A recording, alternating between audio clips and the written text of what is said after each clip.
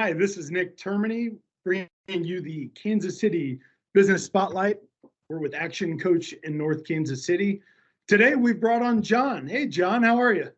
Hey, what's going on, Nick? I'm Jon Ruiz from EB Systems. I'm the CEO and co-founder. Great. Well, thank you. Jon, thanks for joining us today. And if you could, tell us a little bit about how you got started with EB Systems. So it's been a long road. So I've technically been working on EB Systems for almost 8 years now. So the first couple of years were in college. So really my story as an entrepreneur, if we want to go back to the early origins, was actually my freshman year of college. I was in the journalism school at Mizzou. And if you know anything about that, it's pretty good journalism school. And so I was excited about the prospect of being a journalist and getting into that industry. However, it was the first day of class, and I remember the professor was talking about average salaries on graduation for journalists. And so he was saying, for an average journalism school across the country, the graduating salary is roughly $25,000 a year. And then all the kids started booing and all that. And then he said, but the average Mizzou journalist graduate averages roughly $28,000 to $30,000 a year. And everyone started cheering. And I remember sitting back like, man, I don't know about this. Like, I like writing. However, I want to be rich is what I thought, as like an 18-year-old kid. Yeah. And so from there, it just kind of got in my head that I wanted to work for myself and start my own thing. So I went back to my dorm room and I tried brainstorming ideas. I started, trying to do blogs, trying to do the journalism thing on my own, that sort of thing. I tried to do various inventions. I remember I had this dumb idea where, in the dorm room, I was eating a lot of ramen and things like that. And I was using Tupperware and it was so dirty. So I had an idea to make Tupperware with peelable layers. So you could just peel off the layers without having to clean them.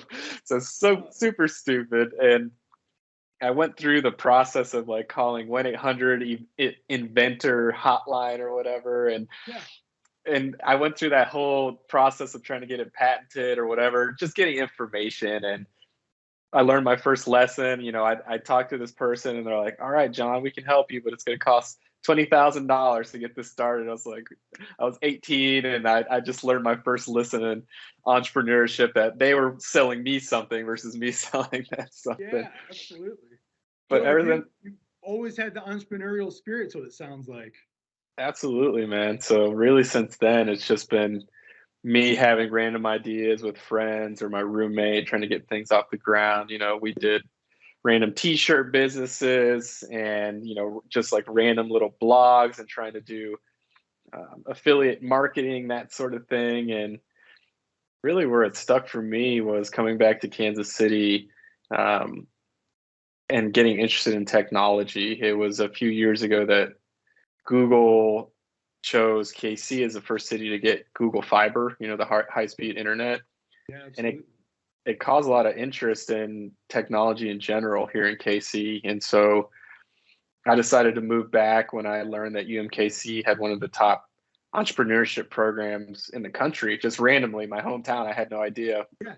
And so I came back, joined the program, started teaching myself how to code and make apps and things like that. And from there at UMKC for the last 2 years of my degree in the Entrepreneurship Scholars Program, I was working on this concept, trying to develop my first app, and then it started from there. And what was your first app? So the first app, or the first iteration of the company, was, so the app is called eBeacons, and it's still called that today. However, when I first started, it was a safety app for students. So if they're in trouble on campus, they could send their GPS location with a button on an app to campus police. And so that was the first iteration. However, I learned quickly how hard it was to sell into universities, how much liability there is behind a lot of this. And so through the entrepreneurship program at UMKC, one of my mentors was actually an owner of a private security guard firm here in Kansas City. And so he liked the idea. However, he thought it would be more valuable for the actual security officers themselves versus the potential victims or the people that needed help. So we repurposed the app for private security guard companies where they could not only GPS track their vehicles, send reports from the field, incident reports, but where I really started getting a lot of interest was around sensors and Bluetooth technology. And so we actually integrated the use of these sensors called Bluetooth beacons, and they work via proximity. So if you get close enough to it with a mobile app, you can trigger a function or you can trigger some sort of message. And so for private security, this was important for them because, you know, GPS is readily available. You know, it's pretty run of the mill when it comes to workforce management, but using our beacon sensors, I actually have one right here. Using our beacon sensors, we could put these around buildings and do indoor tracking systems as well as proximity alerts. So if an officer got close to a back door, we can send an alert to his phone saying, hey, it's past 5 p.m. Make sure that the back door is locked and things of that nature. And so that's where we started getting a lot of traction, was in private security, creating these indoor patrol monitoring systems. That's awesome. So is that the niche that you've stayed in, or have you guys grown beyond the private security sector? So it's interesting. We scaled in private security. Then we started working with a lot of organizations called community improvement districts. Okay. So one of our biggest clients is the Downtown Council of Kansas City. If you've ever been downtown, you'll notice that there's guys running around in yellow jackets. They call them like the downtown bumblebees. They're actually the downtown ambassadors. And there's about 50 of those guys or more actually now, just because downtown is just growing so crazy.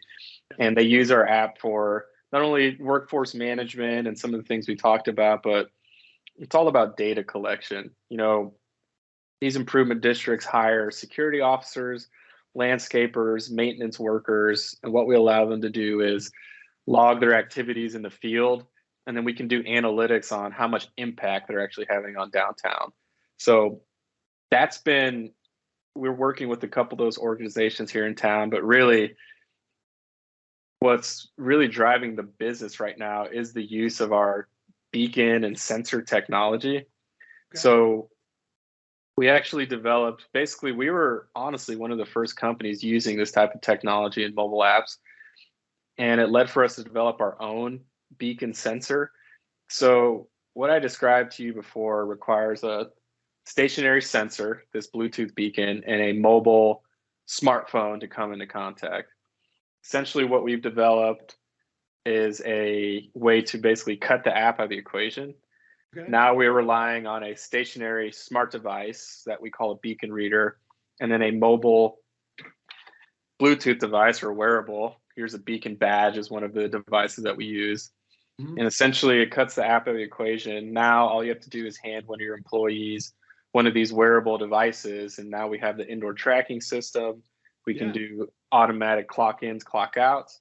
And really what our main traction recently has been is with industrial type companies, think processing facilities, construction companies, as well as agriculture, like fields and crops and things of that nature. The main traction from them is actually worker safety. So those are high risk work environments, whether it be construction facilities or out in the crops. And actually a recent project we did was with the seed processing facility in Iowa, where they didn't have a good way of accounting for workers during weather emergencies, whether it be a tornado or a dust storm. And so we deployed a system of 22 beacon readers and equipped 130 employees with our wearable beacon badges. Yeah. And we did various evacuation drills, fire drills, evacuation drills. And with our system, they can designate certain areas as safe and unsafe zones. So we're able to tell them who all made it to the safe areas, and then also do analytics on what paths they took throughout the facilities, throughout the fields to get to the evacuation zone, how long it took them to get there. So now they can do predictive analysis on where to direct people during evacuations. What's the quickest route? How can we get everyone to safety in the fastest amount of time? Incredible technology, Jon. Absolutely, man. Yeah. And so what differentiates you guys, EB Systems, from your competition? So one of the main differentiators is us using Bluetooth. So if you look back here, I actually have a patent that we got that my Nice. team and I did around using the technology that we developed, specifically Bluetooth, to create these connected environments, whether it be in a city or in a processing facility. And the reason why we like Bluetooth so much is, there's other technologies you might be familiar with, like RFID, what you use to swipe a building when you're trying to gain entry, or a parking garage pass, something like that. Yeah.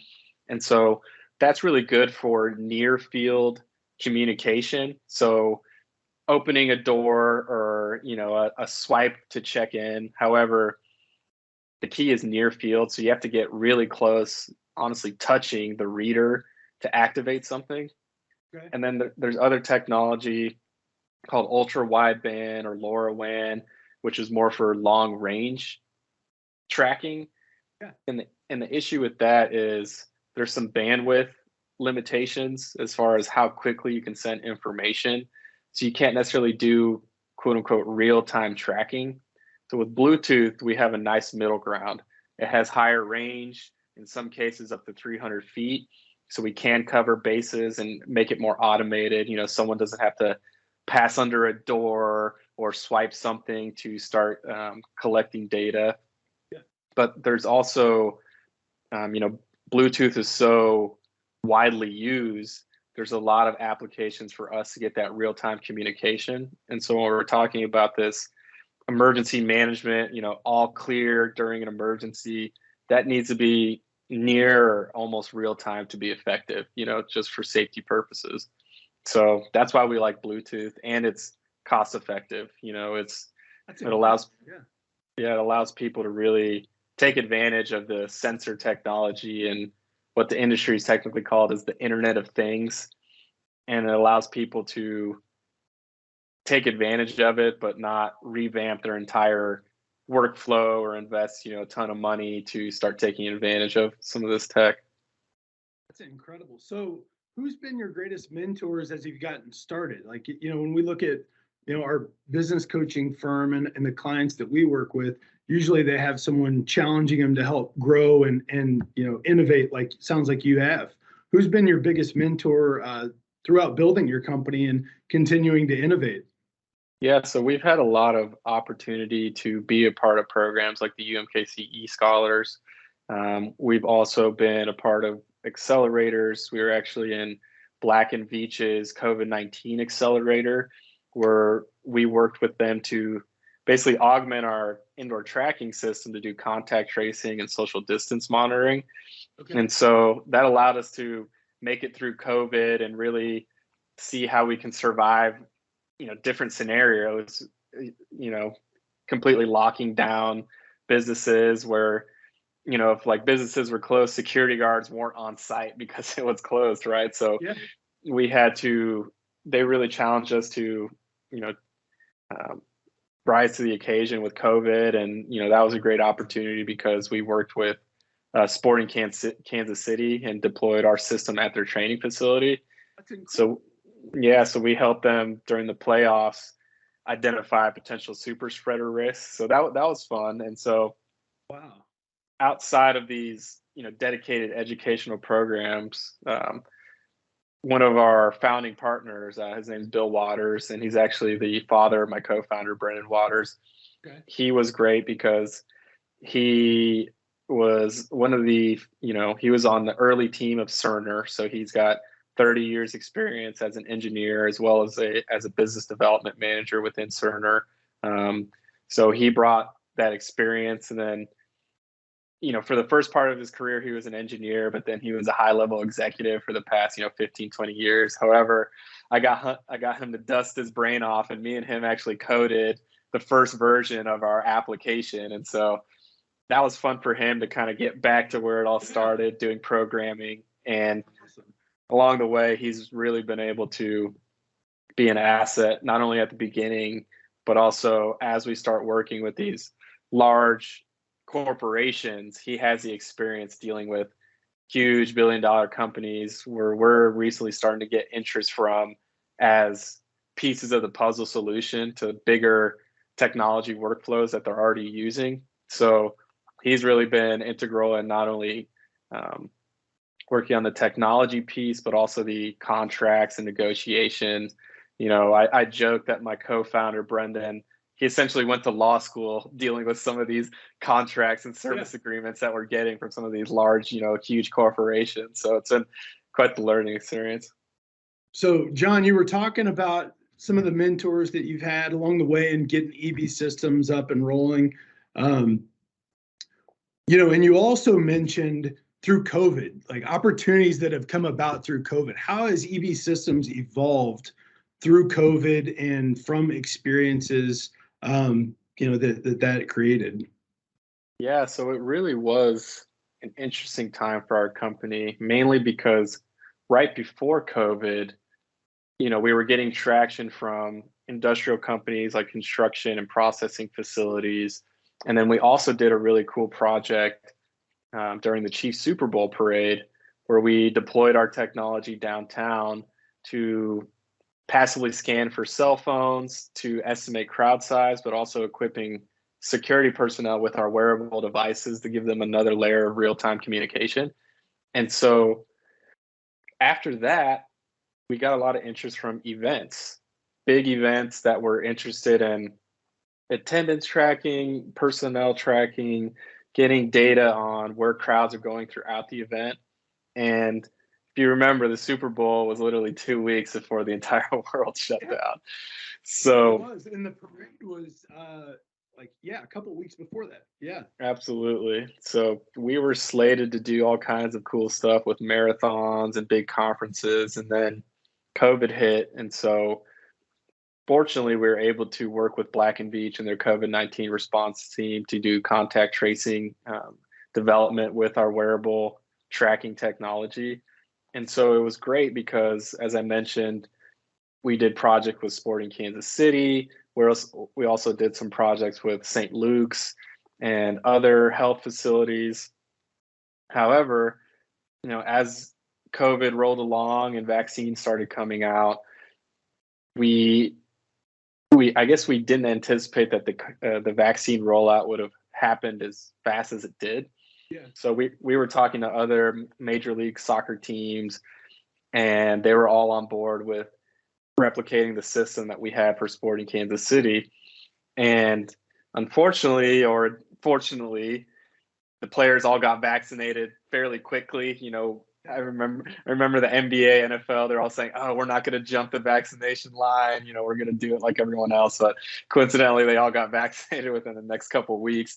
But this sort of challenged us to pivot and re-pivot back to our pre-COVID-19 focus. And I'm glad that we partnered with Black & Veatch during that time, because it did help us get a lot of exposure. And specifically, with Black & Veatch, they're a $1 billion company, organization, and it helped give us the experience working with those large orgs that had a ton of technology and workflows in place, and it allowed us to really see how we could fit into their greater scheme. Because, during their COVID-19 program, we were just a tiny piece of the puzzle. They had, testing solutions, disinfectant. They had all kinds of different, vaccination stations that they put together as this big COVID package. And so our piece was just a little piece of the puzzle, but that sort of inspired us to keep working on these types of solutions. Before, we were going into these construction companies, for example, and saying, we're going to revolutionize your entire workflow. We're going to connect your whole work site. We're going to do X, Y, Z. But now we saw the value of saying, okay, you're already using this worksite management software. You're already using this timekeeping software. With us as an integration piece, we can fit into that technology workflow and start adding more value to what you're already paying for as a piece of the puzzle. And so that really allowed us to keep growing after COVID and really find our niche as an integration partner with some of these larger organizations. That's awesome. And so how do you challenge yourself to continue to grow as a business owner and a business leader? Like what are things that you've done, as your company's taken off and overcome these different challenges. As you look ahead, what are things you're doing to continue to grow? Yeah, so we're a very lean team, technically only two full-time members with about 10 part-time people that we work with, on a project to project basis. And so that strategy has worked for us up until this point. So we're 100% owner operated, we're profitable, we're cash flow positive, and we're doing a lot of things right. But as we look at our growth projections and strategy for the next couple of years, we realize that, you can only remain lean for so long. And so what we've started to do now is explore more opportunities either with full-time partnerships or full-time employees. We've been really smart about partnering with other companies to help offset some of the workload that we experience because, I myself, I'm the main technology person, engineer of the company, but luckily we have partners that can help me out and do have an invested interest in the company to help us grow. And then, recently I've been able to take a step back and we've been fortunate enough to hire some of these contractors. So it's given me the opportunity to start working on the business versus in the business. And so we've been applying for all kinds of partnerships, grants, incubators, things of that nature. And we recently just got a grant from Launch Kansas City, which is a program from the downtown council. And not only does it give us $50,000 in a cash non-dilutable grant, but we're also getting a bunch of resources like legal, accounting, office space, a lot of stuff that's going to help us really keep on our growth trajectory.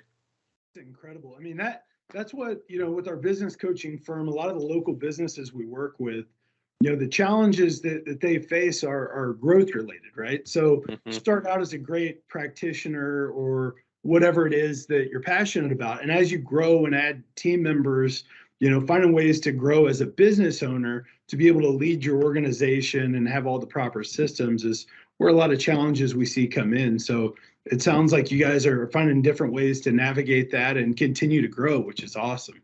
Absolutely. Yep. Great. Well, Jon, is there anything inspirational or looking at your experience that would be good to share with, future business owners? If you could look back and give yourself, 18 years old, certain advice, what would that be? I would definitely say be patient. That's the main thing. I think a lot of misconceptions about entrepreneurship come from people thinking it's going to be overnight success. You're going to immediately experience, immediate success and growth. And, technically we've been in business upwards of 8 years. It took a few years in the beginning while I was in college trying to get things off the ground, learning how to program. So we didn't have to get a bunch of investors to hire programmers and things of that nature. So I would say, be patient and keep learning. At the beginning, when I was 19, 20 years old, we actually had an offer for a $250,000 investment. And me and my co-founder looked at it. We looked at the terms and they wanted a bunch of equity and royalties and things like that. And we realized that if we took this deal, we may not survive the next couple of years based on like the growth and things like that. And so that pushed me to get more invested in learning how to program and do some of the things that we were trying to raise money for on our own. And so that's sort of been our theme is, okay, this marketing company wants to charge us like 50,000 for branding or something like that. Okay, can I learn how to do some of this stuff on my own? Or with the patent, lawyers wanted to charge us like $30,000 to write and do research. So me and my business partner actually drove down to Dallas, which is the nearest patent office, and crashed on one of our buddies' couches for a week while we went to the patent office every day to do research and take notes. And I actually wrote the first draft of the patent myself, and my partners, they helped edit and all that. And so when we served it to the lawyer, all those fees they started at like 30,000 and we ended up only having to spend like four to $5,000 to file it and actually get it. And we did something right because we got it. So incredible, man. So it's just find a way and make things happen is what I'm hearing here. absolutely, absolutely. And to those people who are specifically starting tech companies, if you heard our strategy 8 years ago, they probably would have said that we were, dumb or like risk averse, because the trend was raise a bunch of money and figure it out later, right? And that was been the trend in technology in Silicon Valley. But as you see recently with how the economy is going and some of these investments that are really blowing up and a lot of these high tech spaces, now the trend is back towards, okay, instead of investing a bunch of money in pre-revenue companies, companies that are going to be running at a loss for years, not generating any revenue, or in some cases don't even have a product that's built yet. Now the trend is, are you actually making money? Are you profitable? Is there a growth strategy? And we've really set ourselves up nicely, being owner operated. We didn't give away a bunch of equity right off the bat. Now, it took a little while. We didn't grow as fast as some of these companies. However, the table is really set for us to continue on our growth path or raise capital if needed, if we do need to execute on some more high growth opportunities. Jon, this is incredible. Thank you for joining us today, and excited for the local, business owner community to be able to hear your story and to be able to hear how EB Systems has taken off. You guys have provided and created some incredible opportunities, and I'm just excited to get this out to our network. Thank you for joining us. Absolutely, man. And thanks for reaching out. You're helping me get a jump start on my New Year's resolutions. I told you that one of the things that we haven't been doing well, or myself personally, is getting out there, talking about the business, telling my story. So the opportunity to get out there and start sharing some of the things I've learned, is really important, and it all helps grow. You realize that too as well. It's not about promoting yourself. It's just more about creating that connection with other people, and hopefully it resonates with people and it helps someone on their entrepreneurial journey, or it helps us connect with potential clients or users that hear our story and are interested in our technology. Absolutely. Yeah, it's awesome to have you on, and I think that a lot of other people will share your perspective as well, that together we can accomplish more. Absolutely, man.